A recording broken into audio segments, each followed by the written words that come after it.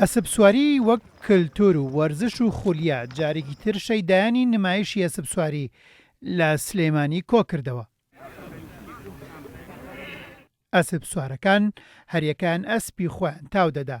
ئەوان دەیانویست سەرنجی ئامادەبووان بۆ خۆیان ڕاکێشن و جوانترین نمایش پێشکەش بکەن. دەستوری کوردەواریانە ئێمە ئەمە ماینە.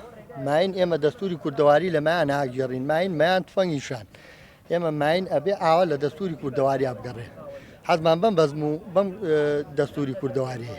ئەسپەکان زۆربیان ئەسپی کوردی بوون. ئەسپی تێدا بوو نرخەکەی دەگەیشتە $1 ملیۆن و هەمووان بۆ چێژبەخشین لەو مەیدانەدا کۆبوونەوە.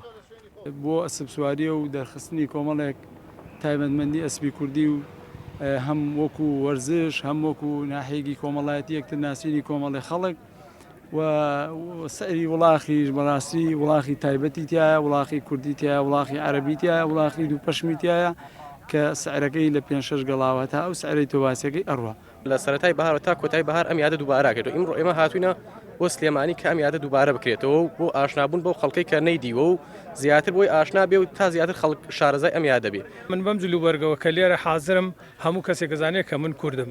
اینجا ئەم جلوبەرگ و نمایشەش باس لەواکە کە تۆ ئەسپی کوردیت هەیە مەسەلەن جیاوازە لەگەڵ ئەسپەکان ئەنگلیزی و مەسەلەن ئەسپیتر هەیە غەیری ئەسپی کوردیە.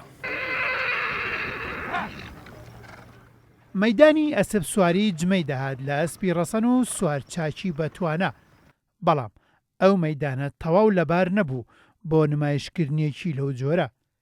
ئەسپ سوارەکان هیوادار بوون مەیدانێکی باشتریان بۆ دروست بکەن تا ئەسپی خۆیانی تێدا تاو بدەن و گەشەی زیاتریش بدەن بە ئەسپ سواری. هێمن قادر، کورد ساد نیوز، سلێمانی.